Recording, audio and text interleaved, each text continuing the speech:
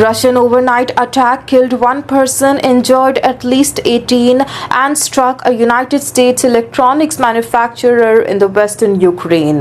The Ukrainian officials have claimed this on the Thursday. A missile attack injured 15 people and destroyed storage facilities at the manufacturer in the town of the Mukachevo. Emergency services and the local authorities in the western Zakarpattia region said. Also, the national television showed the region's governor, that is Myroslav Biletsky, also standing near the engulfed in the smoke region building, who also said that the plant was producing consumer electronics, while the foreign minister, that is Andriy Sybiha, also condemned the strike in the post on the X platform. A fully civilian facility that has nothing to do with the defense or the military, he said. This is not the first Russian attack on the American businesses in the Ukraine after strikes on the Boeing offices in the Kyiv earlier this year and other attacks.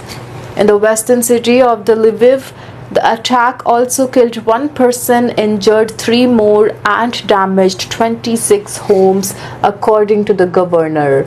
Ukrainian Air Force said that Russia used 574 drones and 40 missiles in the overnight attack on the country, which was the biggest one so far in August. This is why the efforts to force the Russia to end the war are so critical, Sybiha said. The strike took place at a time of the intense efforts by the United States President Donald Trump to bring an end to the Russian war in Ukraine. Russia, which denies targeting civilians, has used missiles and drones to strike the Ukrainian towns and cities far from the front lines of the war. Thousands of civilians, and vast majority of them, that is Ukrainians, have been killed since Moscow invaded in the 2022. The Russian President Vladimir Putin is demanding that the Ukraine give up all the eastern Donbas region, renounce the ambitions of joining NATO, remain neutral, and keep the Western troops out of the country. 3 sources familiar with the top-level Kremlin thinking told the Millennium.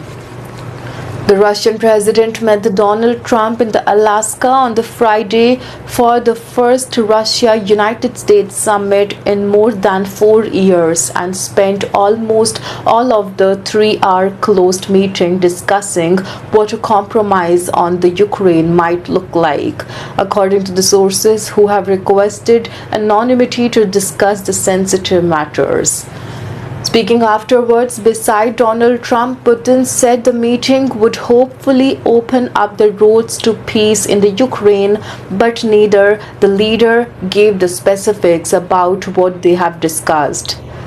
Also, in the most detailed Russian-based reporting to the data on the Putin's offer to the summit, the Reuters was able to outline the contours of what the Kremlin would like to see in a possible peace deal to end a war that has killed and injured hundreds of thousands of people.